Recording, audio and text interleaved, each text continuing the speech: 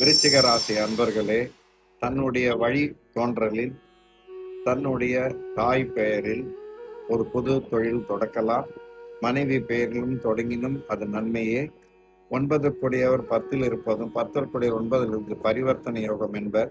இது தர்ம கர்மாதிபதி யோகம்.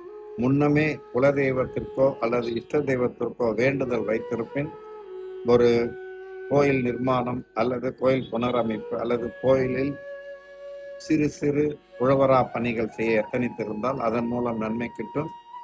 அர்த்தநாதீஸ்வரரை வணங்கி லாபம் காணலாம். திருச்செங்கோடு செல்லவும். இன்றைய காலநிலை 7ஆம் வீட்டதிபதி 7க்கு 4ல் 10ஆம் இடத்தில் இருப்பதால் மனைவி வகையில் நன்மை உண்டு. ஒரு குழந்தைக்கு நன்மை மிக காலமே ஆயினும் குழப்பத்தோடு சில நிகழ்வுகள் நடக்கும். இன்றைய 4ஆம் வீட்டதிபதி 5ல் இருப்பது பிள்ளைக்கு தாயால் நன்மை உண்டு. 4ல் உள்ள ராகு தாய்க்கு மனக்குழப்பத்தையும் உடல் ரீதியாக பாதிப்பையும் தருவார். இன்று ராகு கேது இவர்களுடன் சந்திரனும் தன்னுடைய 7ஆம் வீட்டதிபதி சஞ்சரிப்பது வாக்குவாதம் அல்லது மனைவிக்கு உடல்நல குறைபாடு அப்படி இல்லாது போனால் வயிற்றில் உபாதை இவற்றின் மூலம் தீமைகள் விளக்கும். மருத்துவரை அணுகி நன்மை பெற வேண்டுகிறேன். 7ஆம் வீட்டதிபதி 7ல் இருந்து செவ்வாய் பகவான் ராசியாதிபதி பார்ப்பது ஒரு மறைமுக தன விருத்திக்கு யோகமான காலம். வட்டி கடன் பெறுவது தவிர்க்கவும்.